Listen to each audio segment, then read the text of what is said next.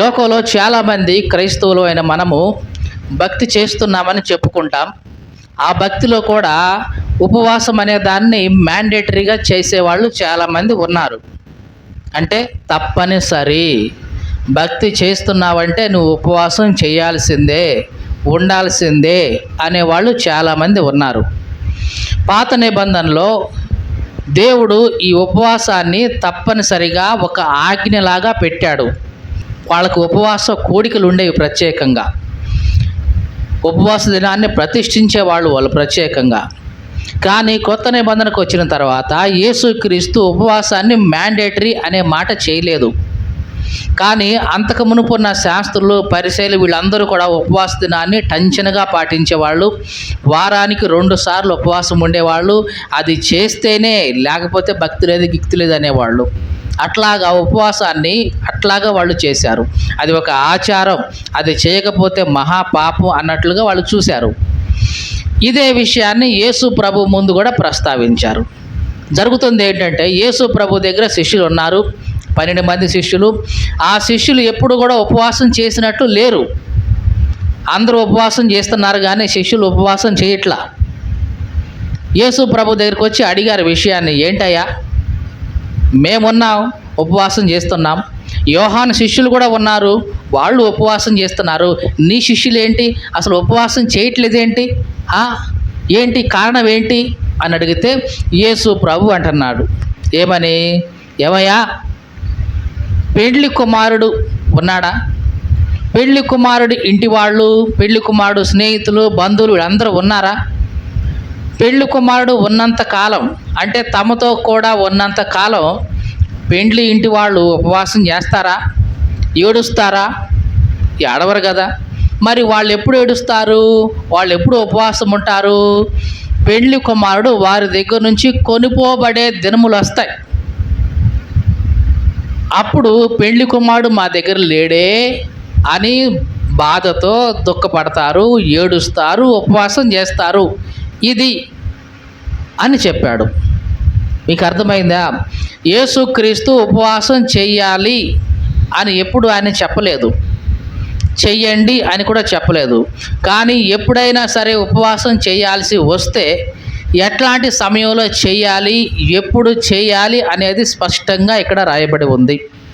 మత్తయి సువార్త 6వ అధ్యాయంలోకి వచ్చినప్పుడు, మత్తయి సువార్త 6వ అధ్యాయం 16వ వచనం, మీరు ఉపవాసం చేయునప్పుడు వేషధారులాగా ఉండొద్దు, దుఃఖముఖులుగా ఉండొద్దు, తాము ఉపవాసం చేస్తున్నట్లు మనుషులు కనబడాలని వాళ్ళు తమ ముఖాలను వికారం చేసుకుంటారు, వారు తమ ఫలాన్ని పొందే ఉన్నారు.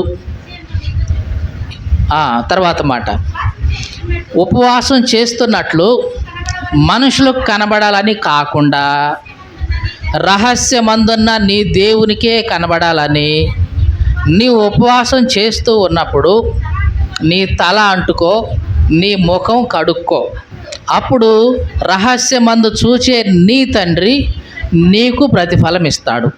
ఇది యేసు ప్రభు చెప్పిన మాట. మీరు ఉపవాసం చేయండి అని యేసు ప్రభు చెప్పలేదు.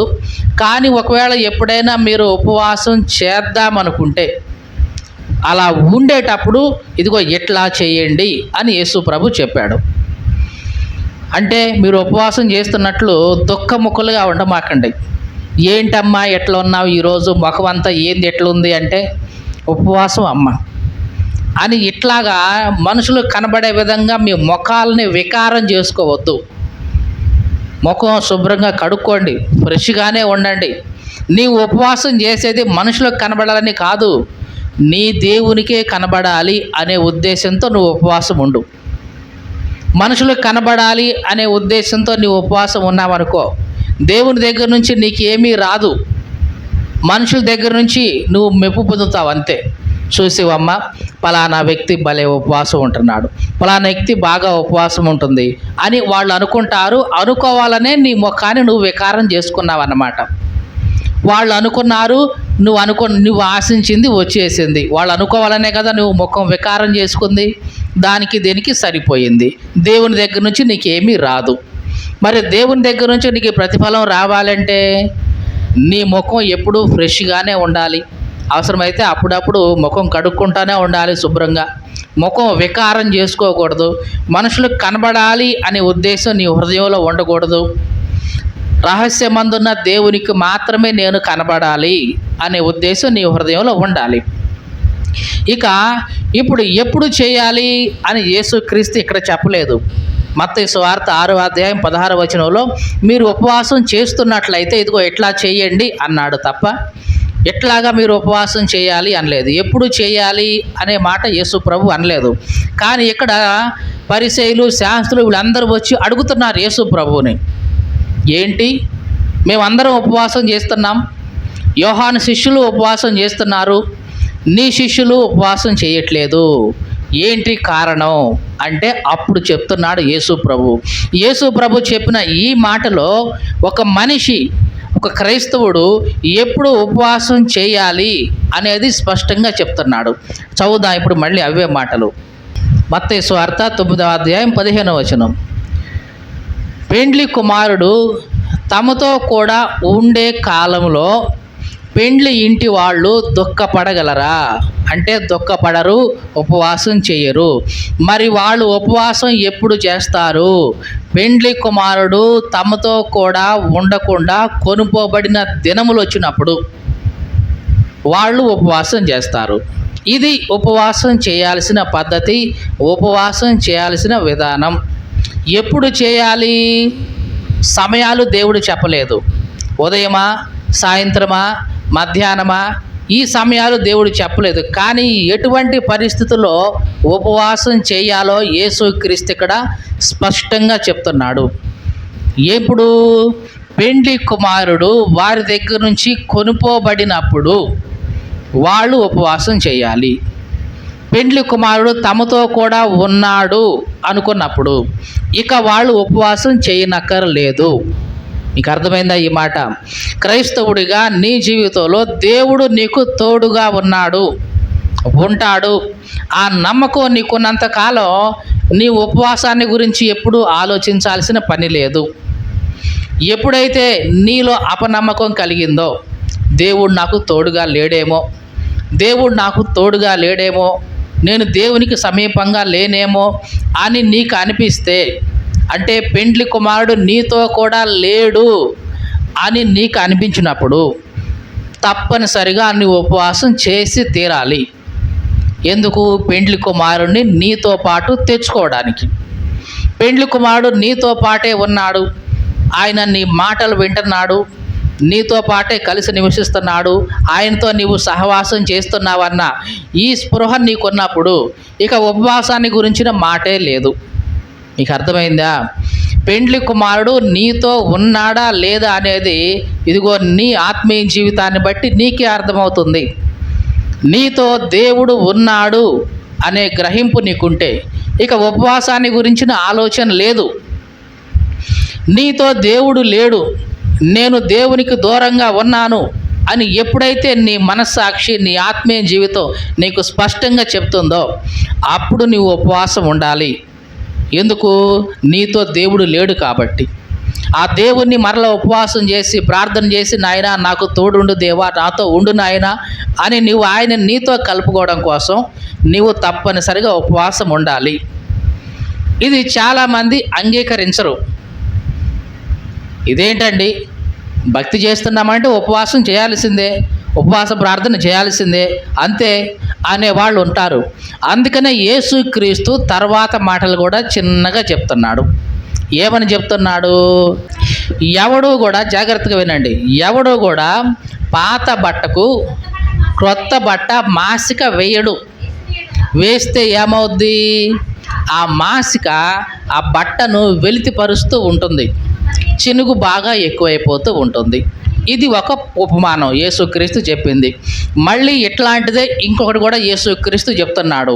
ఏమిటంటే అది, ఎవడైనా సరే పాత తిత్తుల్లో క్రొత్త ద్రాక్ష రసం పోయాడు. పోస్తే ఏమవుద్ది? తిత్తులు పిగిలిపోతాయి, రసం కారిపోద్ది, చివరికి ఆ రసం చెడిపోద్ది, ఆ తిత్తులు పాడవుతాయి, ఎందుకు పనికిరాదు. ఇది యేసు ప్రభు చెప్పింది. జాగ్రత్తగా చూడండి ఈ మాటలో. అంతకు మునుపు యేసు ప్రభు దేని గురించి చెప్పాడు? ఉపవాసం గురించి చెప్పాడు. శాస్త్రులకి పరిసయ్యులకి మధ్య దేనికి మాట వచ్చింది? ఉపవాసం గురించే కదా. ఆ ఉపవాసాన్ని గురించి యేసుక్రీస్తు చెప్పి ఈ ఉపమానాన్ని చెప్తున్నాడు. అసలు ఆ చెప్పిన మాటలకి దీనికి ఏవైనా పొంతన ఉన్నట్లు కనిపిస్తుందా మనకి? మనం ఆలోచించం. అరే, ఉపవాసం గురించి చెప్పాడు, పెండ్లి కుమారుడు ఉంటే చేయనక్కర్లేదు, పెండ్లి కుమారుడు లేకపోతే చెయ్యాలి అన్నాడు. మళ్ళీ ఇది ఎందుకు? తిత్తుల గురించి ఎందుకు మాట్లాడాలి? ఆ కొత్త బట్ట ఏంటి, మళ్ళీ ఆ మాసికల గురించి ఎందుకు మాట్లాడాలి అని ఎప్పుడైనా మనిషి ఆలోచిస్తాడా? ఆలోచిస్తే అర్థమవుతుంది యేసు ప్రభు ఏం చెప్పాలనుకుంటున్నాడు, ఏమి చెప్పాడు అని. యేసు ప్రభు వాడిన ఆ 2 ఉపమానాలు ఒకే అర్థాన్ని ఇస్తున్నాయి. ఏమిటది? మొదటిది పాత బట్ట. ఏంటంట అది? పాత బట్ట. దానికి బొక్కబడింది. ఇప్పుడు ఏం చేయాలి? మాస్క్ వేయాలి. మాస్క్ వేయడం కోసం ఏం తీసుకుంటున్నావు? ఒక కొత్త గుడ్డని తీసుకొని దాన్ని మంచిగా కట్ చేసి దానికి మాస్క్ వేసావు. ఏమవుద్దంట? ఈ కొత్త బట్ట ఈ పాత బట్టతో కలిసిపోద్దా? కలవదు. ఎంతైనా తేడా కనపడుతూనే ఉంటుంది. ఇది పాతది, ఇది కొత్తది.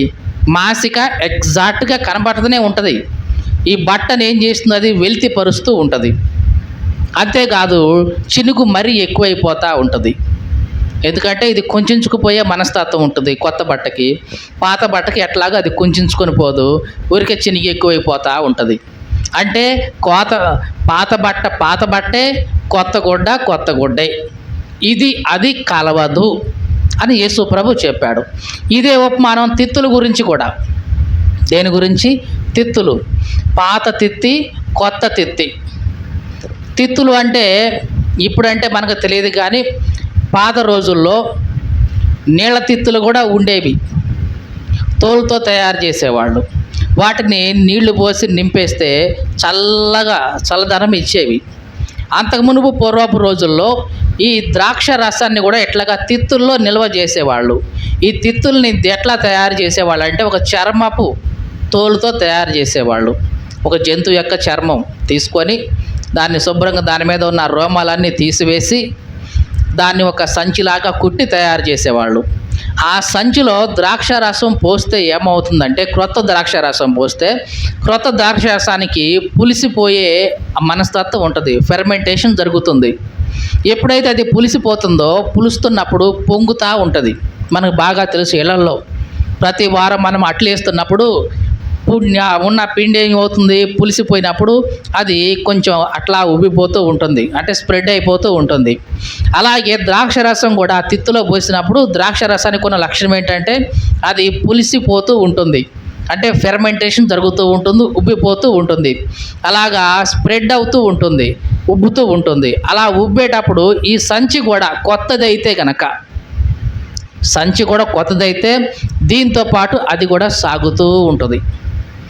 మీకు అర్థమైందా? క్రొత్త సంచి అయితే సాగే లక్షణం ఉంటుంది, ఫ్లెక్సిబిలిటీ ఉంటుంది, ఎలాస్టిక్ నేచర్ ఉంటుంది. అది సాగి ఎంత ఇది ఉబ్బితే అంతగా సాగిపోతూ ఉంటుంది. ఏది పాడవదు. ఇక అప్పుడు పగిలిపోయేది లేదు, పాడైపోయేది లేదు. ఎట్లా కాదు, క్రొత్త ద్రాక్ష రసం తీసుకున్నావు, పాత తిత్తి తీసుకొచ్చి దాంట్లో పోసావు. అది ఆల్రెడీ అంతకుముందు ద్రాక్ష రసం పోసి ఉంది, అది బాగా సాగిపోయి ఉంది. ఉందా లేదా? సాగిపోయి ఉంది. దాన్ని తీసుకొచ్చి మళ్ళీ క్రొత్త ద్రాక్ష రసం దాంట్లో పోసావే అనుకో, ఈ క్రొత్తది ఎట్లాగూ ఫెర్మెంటేషన్ జరుగుతుంది, అంటే స్ప్రెడ్ అవుతూ ఉంటుంది, పులుస్తూ ఉంటుంది. ఆ పులిసే టయానికి అది పాత సంచి కాబట్టి ఇక దాంట్లో ఆ స్ప్రెడ్ అయ్యి ఏది ఎలాస్టిక్ నేచర్ ఉండదు. ఇక సాగినంత వరకు సాగింది మొదటిసారి పోసినప్పుడు. ఇక రెండవసారి మళ్ళీ క్రొత్తది పోస్తే ఇక సాగే లక్షణం ఉండదు, దాంట్లో సాగే లక్షణం ఉండదు. కాబట్టి ఇక సాగలేక అది పగిలిపోతూ ఉంటుంది. అట్లా పగిలిపోవటం ద్వారా ఏం జరుగుతుంది? ద్రాక్ష రసం కారిపోద్ది, ఆ తిత్తి కూడా పగిలిపోయి చెడిపోతూ ఉంటుంది. ఇది కొత్త తిత్తి, పాత తిత్తి. అంటే క్రొత్త ద్రాక్ష రసం క్రొత్త తిత్తిలోనే పోయాలి, పాత ద్రాక్ష రసం పాత తిత్తుల్లోనే భద్రపరచాలి. ఒకవేళ కొత్తది తీసుకెళ్ళి పాత దాంట్లో పోస్తే ఏమవుతాయి? రెండు చెడిపోతాయి, దేనికి పనికి రాకుండా పోతాయి. అలాగే యేసుక్రీస్తు చెప్పిన ఉపవాసాన్ని గురించిన మాటని యేసుక్రీస్తు ఈ 2 ఉపమానాలతో పోలుస్తూ ఉన్నాడు. అంటే నీ జీవితం పాత నిబంధన ధర్మశాస్త్రం కింద నుంచి కాకుండా క్రొత్త నిబంధనలోకి వచ్చేస్తే, క్రొత్త తిత్తిగా నువ్వు మారితే, నేను చెప్తున్న ఈ క్రొత్త బోధ, ఈ క్రొత్త మాటలు ఏవైతే ఉన్నాయో అవి దాంట్లో ఇమిడిపోతాయి, ఇబ్బంది లేదు. కానీ ఇప్పుడు నేను చెప్తున్న ఈ మాటలు క్రొత్త ద్రాక్ష రసం లాంటివి. నేను ఇస్తున్న ఈ బోధ క్రొత్త ద్రాక్ష రసం లాంటిది. ఇప్పుడు ఈ ద్రాక్ష రసాన్ని తీసుకెళ్ళి నువ్వేం చేస్తావు? నువ్వు నూతనంగా మారకుండా ధర్మశాస్త్రం కిందనే ఉండి, పాత తిత్తిలాగానే ఉండి, ఈ మాటలు దాంట్లో పోస్తే, నా మాటలు విన్నప్పుడు నీకేమనిపిస్తుంది? పగిలిపోతూ ఉంటావు. అవునా కాదా? అర్థమైందా లేదా? ఈ మాట పగిలిపోతూ ఉంటావు, బరస్ట్ అయిపోతూ ఉంటావు. మన మాటలో చెప్పాలంటే బరస్ట్ అయిపోవడం అంటే ఒక్కసారిగా ఫైర్ అవుతాం. ఏంటిది ఉపవాసం అంటే ఏందనుకున్నావు? అట్టుండాలి, ఎట్టుండాలి. ఇప్పుడు నువ్వు వచ్చి దేవుడు నీతో లేడు అన్నప్పుడే ఉపవాసం చేయమంటున్నావు, దేవుడు నీతో ఉన్నాడు అని ఉంటే ఉపవాసం అక్కర్లేదు అంటున్నావు. ఏంటిది అని పగిలిపోతూ ఉంటావు నువ్వు. ఎందుకంటే నువ్వు పాత తిత్తివి కాబట్టి. ఒకవేళ నువ్వు కొత్త తిత్తివి అయితే, అంటే నువ్వు రక్షించబడి యేసుక్రీస్తులోనికి వచ్చి, కాబట్టి యేసుక్రీస్తు నా కోసం చనిపోయి తిరిగి లేచాడు, ఇక నేను ఆయనకు సంబంధించిన వాడినే, ఆయన మాటలు మాత్రమే నాకు చాలు, నాకు ధర్మశాస్త్రం అక్కర్లేదు, కృప కిందకి నేను ఉన్నా, నీకు అత్తే చాలు అని నీవు అనుకుంటే, క్రొత్త తిత్తిగా నువ్వు మారితే, అప్పుడు యేసుక్రీస్తు చెప్తున్న ఈ మాటలు చక్కగా నీ లోపలికి వస్తాయి. నీ హృదయం పాడవదు, నువ్వు ఫైర్ అయ్యే పని ఉండదు, బరెస్ట్ అయ్యే పని అంతకంటే ఉండదు. దేవునికి స్తోత్రం కలుగునుగాక. కాబట్టి నీవు క్రొత్త తిత్తిగా మారాలి. ఇదే యేసు ప్రభు చెప్తున్నాడు. మీకు అర్థమైందండి? చాలామంది క్రైస్తవులు ఇంకా పాత తిత్తుల్లాగానే ఉంటున్నారు. ఎంతసేపటికి అదే ఉపవాసం అట్లాగే ఉండాలి, శుక్రవారం ఉండి తీరాలి, శనివారం ఉండి తీరాలి, లేదా వారంలో ఒకసారి కానీ 2 సార్లు కానీ ఉండి తీరాలి, ఉంటేనే క్రైస్తవుడు, లేకపోతే నువ్వు క్రైస్తవుడు కాదు అనేవాళ్ళు. ఇదంతా పాత తిత్తులు అన్నమాట వీళ్ళు. లేదు, యేసుక్రీస్తు ఉన్నాడు, యేసుక్రీస్తు ఏదైతే చెప్పాడో అదే నాకు కావాలి, యేసుక్రీస్తు చెప్పిన మాటే నేను వింటాను, ఆయన ఏదైతే చెప్పాడో అదే నేను పాటిస్తాను అని నువ్వు కనుక మారు మనసు పొందితే, మారు మనసు పొందడం అంటే మునిగి లేవటం కాదు నేను చెప్తుంది, యేసుక్రీస్తు మాత్రమే నేను వెంబడిస్తాను, ఆయన్ని మాత్రమే అనుసరిస్తానని నీ హృదయంలో తీర్మానించుకుంటే, అంటే అట్లాంటి మారు మనసు నీకు వస్తే నీవు క్రొత్త తిత్తివి. మీకు అర్థమైందా? ఈ మాటలు వింటున్న ప్రియ సహోదరి సహోదరుడా, నీవు పాత తిత్తిగా ఉన్నావా, లేక క్రొత్త తిత్తిగా మార్పు పొందావా? చాలామంది 99% క్రైస్తవులు క్రొత్త తిత్తిగా మారరు, ఎంతసేపటికి ఆ పాత తిత్తిలాగానే ఉంటారు. కొంతమంది అయితే పాత తిత్తి కాదు, క్రొత్త తిత్తి కాదు, చివరికి ఉత్త తిత్తులుగానే ఉంటారు. ఎట్లుంటారు? అటు పాత తిత్తి కాదు, ఇటు కొత్త తిత్తి కాదు, వీళ్ళందరూ కూడా ఉత్త తిత్తులే అన్నమాట అన్నీ. మనం అప్పుడప్పుడు అంటూ ఉంటాం, ఆయన గారిది ఏమీ లేదు, అంత ఉత్త తిత్తి అని. అంటే ఏమీ లేదు ఇంట్లో, అటు పాత నిబంధన బోధ లేదు, ఇటు క్రొత్త నిబంధన బోధ లేదు, ఏది లేకుండా ఉత్త తిత్తిగా ఉన్నవాళ్ళు చాలామంది ఉంటారు. కానీ యేసు ప్రభు అంటున్నాడు, నీవు పాత తిత్తిగా ఉండకూడదు. చాలామంది క్రైస్తవ బోధకులు కూడా ఈ పాత తిత్తులనే తయారు చేస్తూ ఉంటారు. మీకు అర్థమైందా? వీళ్ళు కూడా సంఘంలో ఉండే మనుషులని ఇదిగో ఈ పాత తిత్తులుగానే తయారు చేస్తూ ఉంటారు. వీళ్ళల్లోకి ఈ క్రొత్త బాధ ఎప్పుడైతే పోయిందో ఇక వాళ్ళు తట్టుకోలేరు, బరస్ట్ అయిపోతూ ఉంటారు. పాత తిత్తులు ఎట్లా ఉంటాయంటే, పాపం చేసావా, ఏమీ కాదులే, దావీదు లాంటివాడే చేశాడు, మనదే ఉంది.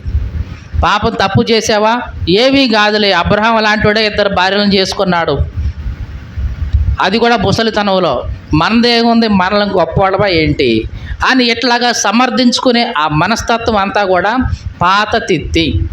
మీకు అర్థమైందా? చాలామంది యొక్క బోధ ఈ పాత తిత్తులనే తయారు చేస్తూ ఉంటుంది. కానీ యేసుక్రీస్తు అంటున్నాడు, లేదు లేదు, నువ్వు పాత తిత్తి అయి ఉన్నంత కాలం నేనిచ్చే బోధ, నేనిచ్చే ఆ ద్రాక్ష రసం ఏదైతే ఉందో అది నీలోకి వస్తే నువ్వు తట్టుకోలేవు, నువ్వు పగిలిపోతావు, బరెస్ట్ అయిపోతావు. కాబట్టి నువ్వు పాత తిత్తిగా ఉండొద్దు, క్రొత్త తిత్తిగా మారు మనసు పొందు అంటున్నాడు. దేవునికి స్తోత్రం కలుగును గాక. మాటలు వింటున్న ప్రియ సహోదరి సహోదరుడా, ఎంతకాలం ఇంకా ఆ పాత తిత్తిగానే ఉంటావు? ఏదైనా ఒక క్రొత్త విషయాన్ని దేవుడు తన వాక్యంలో నుంచి నీకు బోధించగానే నువ్వు వెంటనే ఫైర్ అయిపోతున్నావు, బరెస్ట్ అయిపోతున్నావు అంటే నువ్వు పాత తిత్తిగానే ఉన్నావు అన్నమాట. ఏదన్నా దేవుని వాక్యంలోంచి ఒక క్రొత్త విషయాన్ని నీకు చెప్పినప్పుడు నీవు దాన్ని అంగీకరించడానికి సమర్థవంతంగా ఉన్నావంటే నీవు క్రొత్త తిత్తిగా మార్పు పొందావన్నమాట. చాలామంది ఆ దినాల్లో కూడా యేసుక్రీస్తు ఉన్న కాలంలో కూడా ఈ పాత తిత్తులే ఎక్కువ ఉన్నాయి. అందుకని యేసుక్రీస్తు యొక్క బోధ క్రొత్త ద్రాక్షరసంగా ఉంది. యేసుక్రీస్తు బోధ విన్న ప్రతిసారి ఈ శాస్త్రులు, పరిసయ్యులు వీళ్ళందరూ కూడా బాగా ఫైర్ అయిపోయేవాళ్ళు. ఎందుకంటే పాత తిత్తులు కదా వాళ్ళు. ఈ క్రొత్త ద్రాక్షరసం దాంట్లో పోయగానే ఆ తిత్తులు పగిలిపోతూ ఉండేవి. పగిలిపోయి చివరికి యేసుక్రీస్తునే చంపేయాలన్నంతగా వాళ్ళ హృదయంలో ద్వేషం నిండిపోయింది. ఆ దినాల్లోనే కాదు, ఈ దినాల్లో కూడా అది అక్షరాలా జరుగుతూ ఉంది. ఎందుకంటే మనుషుల యొక్క బోధ ఎట్లా ఉందంటే వాళ్ళని పాత తిత్తుల్లాగానే తయారు చేస్తూ ఉంది. ఎప్పుడైతే దేవుని వాక్యంలో నుంచి ఒక మంచి బోధ వచ్చిందో, పాపాన్ని గురించిన ఖండించే బోధ వచ్చేసిందో, అది వాళ్ళ హృదయంలోకి వెళ్ళగానే తట్టుకోలేదు ఆ తిత్తి. వెంటనే పగిలిపోతుంది, ఇక వెంటనే బరెస్ట్ అయిపోతుంది. ఇక నాకు అవసరం లేదు ఈ ప్రార్థన, నాకు అవసరం లేదు ఈ భక్తి, చూశారులే ఎట్లాంటి భక్తి లోకంలో, ఇదే ప్రార్థన ఇంకా లేవా అని ఇట్లాగా సంఘాన్ని వదిలిపెట్టి వెళ్ళిపోయే వాళ్ళు ఉన్నారు, సేవకుడిని వదిలిపెట్టి వెళ్ళిపోయే వాళ్ళు ఉన్నారు, చివరికి దేవుణ్ణే వదిలిపెట్టేసి లోకంలో కలిసిపోయిన వాళ్ళు బోల్డ్ అంతమంది మనకు కనిపిస్తూ ఉంటారు. ఈ మాటలు వింటున్న ప్రియ సహోదరి సహోదరుడా, మరి నీ సంగతి ఏంటి?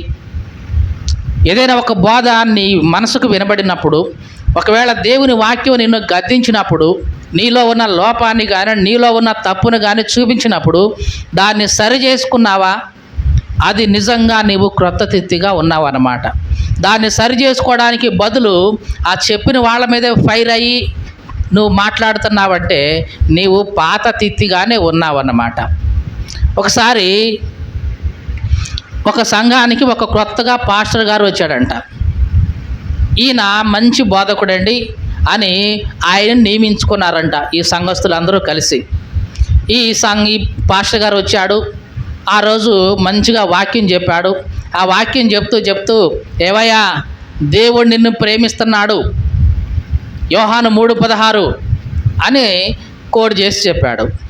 సరే, మొత్తానికి ఆ రోజు ప్రసంగం అయిపోయిన తర్వాత ఆ సంఘ పెద్ద పాస్టర్ గారి దగ్గరికి వచ్చి, అయ్యగారు మీరు బాగా చెప్తున్నారు, బాగా గట్టిగా చెప్తున్నారు, బాగుందండి, కానీ మా పర్సనల్ విషయాలు ఉంటాయి కదండి, వాటిలో ఇన్వాల్వ్ అవ్వమాకండి, దయచేసి మా పర్సనల్ జోలికి రామాకండి అయ్యగారు అన్నాడంట. సరేనయ్యా, నీ పర్సనల్ జోలికి నేను ఎందుకు వస్తాను, నాకే అంత అవసరం, దేవుడు వాక్యంలో ఏముందో అది ఒక మెసేజ్ చెప్పి నేను వెళ్ళిపోతానులయ్యా, నేను వచ్చేది వారానికి ఒకసారి, నీ పర్సనల్ నాకేం తెలుస్తాయిలే అని చెప్పేసి నేను వెళ్ళిపోయాడు. మళ్ళీ 2వ వారం వచ్చాడు. మళ్ళీ వాక్యం బోధిస్తూ దేవుడు నిన్ను ప్రేమిస్తున్నాడు, దేవుని ప్రేమ అనంతమైనది, యోహాను 3:16 అన్నాడు. అనగానే ఆ రోజు కూడా మళ్ళీ ఆ సంఘ పెద్ద వచ్చి, అయ్యగారు పోయిన వారం చెప్పాను కదా మా పర్సనల్ విషయాల్లో మీరు తలదూర్చొద్దని, అయినా సరే మీరు దూర్చుతూనే ఉన్నారండి అని అంటే ఈ పాస్టర్ గారికి ఏం అర్థం కాల. అరే, నేను వాక్యమే చెప్పానే, ఏ మనిషి గురించి చెప్పలేదే, ఈయనేంది పర్సనల్ అంటున్నాడు, ఏం చెప్పానబ్బా అని. సరేనయ్యా, నీ పర్సనల్ జోలికి నేను రానని మాటిస్తున్నా అని చెప్పి పోయాడు. మళ్ళీ 3వ వారం వచ్చాడు, గట్టిగా అదే ప్రసంగం చేస్తూ ఇంకో రకంగా మళ్ళీ ఇంకొకసారి అదే ప్రస్తావన తీసుకొచ్చాడు. నేను ప్రేమిస్తున్నాడు దేవుడు, నీకు తెలియట్లేదా, చూడు కావాలంటే యోహాను 3:16 అన్నాడంట. ఈసారి ఈ సంఘ పెద్దకి బాగా కోపం వచ్చి లేచాడు అక్కడే. ఏంటి 3 వారాల నుంచి ఇదే మాట, పర్సనల్ విషయాలు పట్టించుకోవద్దు, వాటి జోలికి రావద్దు అంటే మళ్ళీ అదే మాట అంటున్నారు ఏంటి అని గట్టిగా ఫైర్ అయ్యాడు. తర్వాత ఈయన చిన్నగా అడిగాడు పాస్టర్ గారు, ఏమ్మా నేనేమన్నానని ఆయన నా మీద అంత ఫైర్ అవుతున్నాడు, ఆయన గురించిన ఒక్క మాట కూడా ఏమి అనలేదు కదా అని అంటే, అప్పుడు చెప్పింది పక్క ఆమె చిన్నగా, అయ్యగారు ఆయన సంఘ పెద్ద. తెలుసు, ఆయన పేరు యోహాన్ గారు. తెలుసు, అంతవరకే మీకు తెలుసండి. ఆయనకి 3 భార్యలండి. అవునా? 16 మంది పిల్లలండి. అవునా? మరి యోహాను 3:16 అన్న ప్రతిసారి మరి ఆయన గురించి మీరు చెప్తున్నట్లే కదండి. కావాలంటే చూడండి, యోహాను గారిని 3 భార్యలు 16 మంది పిల్లలు అని మీరు అంటున్నారు కదండి. వామ్మో, యోహాను 3:16 అంటే ఎంత ఉందా అది వెనకాల, ఇది పర్సనల్ అయ్యిందా అని అప్పుడు అర్థమైంది అయ్యగారికి. అంటే వీళ్ళు దేవుని వాక్యాన్ని ఎట్లా వింటున్నారంటే, నిజంగా ఈ మాటలు వింటున్న ప్రియ సహోదరి సహోదరుడా, సేవకుడు ఎవరు కూడా నిన్ను ఉద్దేశించి నిన్ను వేలెత్తి ఎప్పుడు చూపించడు, అవసరం లేదు కూడా. కానీ సేవకుడు ద్వారా దేవుడే కొన్ని విషయాలు నీకు తెలియజేస్తూ ఉంటాడు.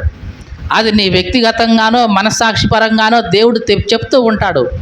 అలా చెప్తున్నప్పుడు నిజంగా నీవు క్రొత్త తిత్తివైతే, ఈ మాట అర్థమవుతుందండి, నీవు క్రొత్త తిత్తిగా మార్పు పొందిన వాడివైతే, అరే ఈ సేవకుడు ద్వారా, ఈ అయ్యగారి ద్వారా దేవుడు నాలో ఉన్న పాపాన్ని చూపిస్తున్నాడు, నేను సరి చేసుకుంటాను, నా మనసు మార్చుకుంటాను, నా బ్రతుకు మార్చుకుంటాను, నా పద్ధతి మార్చుకుంటాను అని నువ్వు మారు మనసు పొందుతావు.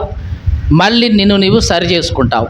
ఒకవేళ నువ్వు పాత తిత్తివే అయితే, ఈ మాట అర్థమవుతుందండి, నువ్వు పాత తిత్తివే అయితే ఆ బోధ నీలో ఎమడదు, సరిగదా నిన్ను బరెస్ట్ అయ్యేలాగా చేస్తుంది, అంటే పగిలిపోయేలాగా చేస్తుంది. నువ్వు పగిలిపోతావు, కోపంతో ఊగిపోతావు, ద్వేషం పెంచుకుంటావు, ఫైర్ అయిపోయి చివరికి ఆ బోధించిన ఆ వ్యక్తి మీదకే తిరగబడుతూ ఉంటావు. ఎందుకంటే నువ్వు పాత తిత్తివే గనక, మారు మనసు పొందలేదు గనక, పాత బోధే నీలో ఉంది కాబట్టి. అందుకని యేసుక్రీస్తు అంటున్నాడు, మీరు క్రొత్త తిత్తులుగా మార్పు పొందాలి. మార్పు పొందితే నేను చెప్పింది మీకు అర్థమవుతుంది, మీకు వింటారు. మీకు అర్థమైందా? ఉపవాసాన్ని గురించి యేసుక్రీస్తు చెప్పేటప్పుడు, పెండ్లి కుమారుడు నీతో కూడా ఉంటే నువ్వు ఉపవాసం చేయనక్కర్లేదు. మరి ఉపవాసం ఎప్పుడు చేయాలి? నువ్వు నీతో పాటు పెండ్లి కుమారుడు లేడు అని నీకు అనిపించినప్పుడు నీవు తప్పనిసరిగా ఉపవాసం ఉండాలి. ఉపవాసం ఉండి ప్రార్థన చేసి ఆ పెండ్లి కుమారుడిని నీతో పాటు తెచ్చుకోవాలి. ఈ మాటలు వింటున్న ప్రియ సహోదరి సహోదరుడా, అనవసరంగా ఉపవాసాలు చేసి నీ దేహాన్ని ఆయాసపరుచుకోమని దేవుడు చెప్పడు, నీ ఆరోగ్యాన్ని పాడు చేసుకోమని దేవుడు చెప్పడు. కానీ ఎప్పుడైనా నీ ఆత్మలో, నీ ఆత్మీయ జీవితంలో దేవుడు నీకు తోడుగా లేడే అని ఎప్పుడైనా నీకు అనిపిస్తే అప్పుడు నీవు ఉపవాసం చెయ్యి. ఎప్పటి వరకు? దేవుడు మరలా నీకు తోడై ఉండేంత వరకు, దేవుడు నాకు తోడున్నాడు అనే నిశ్చయత నీ హృదయంలో, నీ మనస్సాక్షిలో కలిగేంత వరకు నీవు ఉపవాసం చేయాల్సిందే. మళ్ళా దేవుడు నీకు తోడుగా ఉన్నాడనే ఆ స్పృహ ఎప్పుడైతే నీకు కలుగుతుందో ఇక మళ్ళీ నువ్వు ఉపవాసం చేయనక్కర్లేదు. మీకు అర్థమైందంటే ఉపవాసం ఎప్పుడు చేయాలో? ఉపవాసాన్ని దేవుడు ఒక ఆచారంగా పెట్టలేదు, కానీ పెండ్లి కుమారుడు నీతో ఉన్నంత కాలం నువ్వు ఉపవాసం చేయనక్కర్లేదు. అదే యేసుక్రీస్తు చెప్పాడు అక్కడున్న శాస్త్రులకి, పరిసయ్యులకి, అందరికీ, అబ్బాయి నేను పెండ్లి కుమారుణ్ణి, వీళ్ళు నా దగ్గర ఉన్నారు, నేను వీళ్ళతో ఉన్నంత కాలం వీళ్ళు ఉపవాసం చేయరు. అంతే. ఇక శాస్త్రులు పరిసయ్యులు ఇదే అడిగారు, అబ్బాయి మీ శిష్యులు ఉపవాసం చేయట్లేదు ఏంటి అని అంటే, నేనున్నాను వాళ్ళతో పాటు, ఇక వాళ్ళతో ఉపవాసంతో పని లేదు, నేను వాళ్ళ దగ్గర నుంచి పోతా, దూరం అయిపోతా, అప్పుడు వీళ్ళు తప్పనిసరిగా ఉపవాసం చేస్తారు. అంతే. ఇంకా యేసుక్రీస్తు చనిపోయి తిరిగి లేచిన తర్వాత, యేసుక్రీస్తు పరలోకానికి చేర్చుకోబడిన తర్వాత 120 మంది శిష్యులు ఉపవాసం ఉండి మేడగదిలో ప్రార్థన చేశారు. చేశారా లేదా? ప్రార్థన చేశారు. ఎందుకంటే ఆ సమయంలో పెండ్లి కుమారుడు వారితో కూడా లేడు కాబట్టి. మళ్ళీ పెండ్లి కుమారుడు పరిశుద్ధాత్మ రూపంలో వాళ్ళ మీదకి వచ్చేసాడు, వాళ్ళలోనికి వచ్చేసాడు. ఇక తర్వాత ఉపవాసాల గురించి వాళ్ళు ప్రస్తావించలేదు. చేయాల్సిందే అని ఆజ్ఞలాగా ఎప్పుడూ చెప్పలేదు. ఇక ప్రత్యేకమైన కొన్ని సందర్భాల్లో అంటే వాళ్ళని పరిచర్యకు పంపించేటప్పుడు అట్లాంటి సమయాల్లో వాళ్ళు ఉపవాసం ఉండి ప్రార్థన చేసి వాళ్ళ మీద చేతులుంచి వాళ్ళని పంపించేవాళ్ళు ప్రత్యేకమైన పని కోసం. అంతేగాని ప్రతి వారం ఉండి తీరాల్సిందే అని అపోస్తలులు కానీ శిష్యులు కానీ ఎప్పుడూ ఎక్కడ ఎవరికి బోధ చేయలేదు. కానీ ఈ దినాల్లో చాలామంది చూడండి వారం ఉండాల్సిందే అని పెట్టేవాళ్ళు ఎక్కువ. ఎందుకు పెడుతున్నావయ్యా? యేసు ప్రభు ఏమైనా పెట్టాడా? క్రమశిక్షణ ఉండొద్దండి సంఘంలో. ఏంటి యేసు ప్రభు కంటే ఎక్కువ క్రమశిక్షణ? అవునండి. ఈ దినాల్లో శుద్ధీకరణ కూడికలని కూడా పెడుతున్నారు. యేసు ప్రభు ఎప్పుడైనా పెట్టాడా శుద్ధీకరణ కూడికలు అని చెప్పి? 12 మంది అపోస్తలుల పాదాలు కడిగేటప్పుడు ఆయన ఎప్పుడైనా శుద్ధీకరణ అని చెప్పాడా? లేదు. అదేమంటే క్రమం ఉండొద్దండి. ఏంటి దేవుడి కంటే ఎక్కువ నీ క్రమమా? దేవుడి కంటే కూడా ఎక్కువ క్రమశిక్షణ నువ్వు పెడుతున్నావా? జాగ్రత్త. దేవుని వాక్యంలో లేనివి నీవు మనుషులకు బోధించి వాళ్ళ చేత చేపిస్తున్నావంటే వాళ్ళని పాత తిత్తుల్లాగా తయారు చేస్తున్నావు అన్నమాట. మీకు అర్థమైందండి? యేసుక్రీస్తు ఏదైతే చెప్పాడో ఏదైతే చేశాడో అది మాత్రము చేపించు, అది మాత్రమే బోధించు. నిజంగా నీ సంఘస్థులు నీ ముందున్న వాళ్ళు క్రొత్త తిత్తుల్లాగా మారిపోతారు. దేవుని వాక్యంలో నుంచి వాళ్ళు తప్పనిసరిగా దాన్ని స్వీకరిస్తారు. కానీ ఈ దినాల్లో చాలామంది దగ్గర బోధ అంతా ఎట్లా ఉందంటే పాత తిత్తులను తయారు చేసే బోధే ఉంది. పాత తిత్తులు రోజు రోజుకి సంఘంలో నిండిపోతూనే ఉన్నాయి.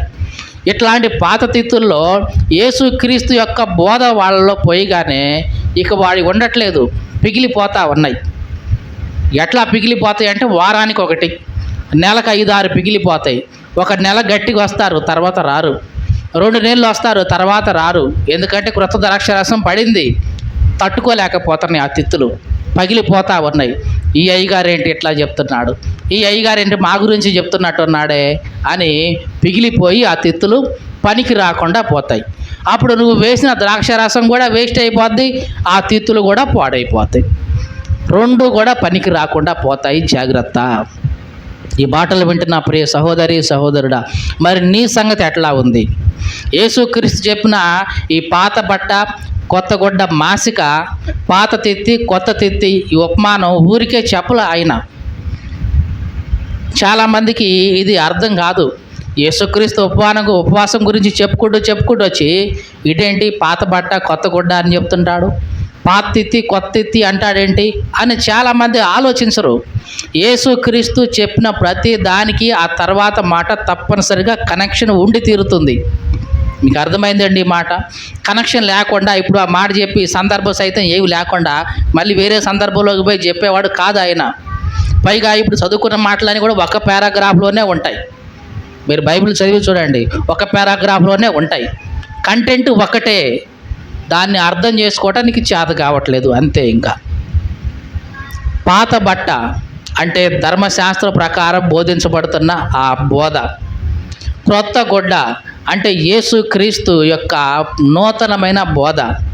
ఈ బోధ వెళ్ళి దీనికి అతుక్కుంటే ఇది వెలితి పరుస్తూ ఉంటుంది, అతకదు, పొసగదు, పైగా చినుగు ఎక్కువ అవుతూ ఉంటుంది, ఇంకా బొక్కబడతా ఉంటుంది, ఇంకా పెద్దగా అవుతూ ఉంటుంది. వాళ్ళు పాత బట్ట కాబట్టి. అందుకనే దేవుడు ఇదిగో నూతనమైన వ్యక్తిగా నువ్వు మార్పు పొందాలి అని కోరుకుంటున్నాడు. పాతదంతా పూర్తిగా పోవాలి, నువ్వు నూతన పరచబడాలి, క్రొత్త తిత్తిగా మారాలి, క్రొత్త బట్టగా నువ్వు మారాలి. ఇది దేవుని యొక్క ఆకాంక్ష. మరి నువ్వెట్లా ఉన్నావు? ఒక్కసారి మనల్ని మనం పరీక్షించుకో. లేదండి నేను పాత తిత్తి కాదు, కొత్త తిత్తి కాదు, నేను ఉత్త తిత్తిగానే ఉంటానండి అంటే ఇక ఎవరు ఏమీ చేయలేరు. మీకు అర్థమైందండి? నేను ఉత్త తిత్తిగానే ఉంటానండి అంటే నీ వల్ల ఏం ఉపయోగం లేదు. ఇంకా పాత తిత్తిగా ఉంటే కనీసం పాత ద్రాక్షారసమైనా కాస్త నిలుస్తుంది లోపల. లేదు క్రొత్త తిత్తిగా మారావంటే ఇక క్రొత్త ద్రాక్షారసం ఉంటుంది, అది ఎంతకాలమైనా అట్లాగా ఉంటుంది, ఇబ్బంది ఏమి లేదు, పిగిలిపోదు. లేదండి అది కాదు నేను ఉత్త తిత్తిగానే ఉంటానంటే ఇక అంతే, నువ్వు ఉత్త తిత్తిగానే ఉంటావు. ఇక కాబట్టి మనలను మనం పరీక్షించుకుందాం.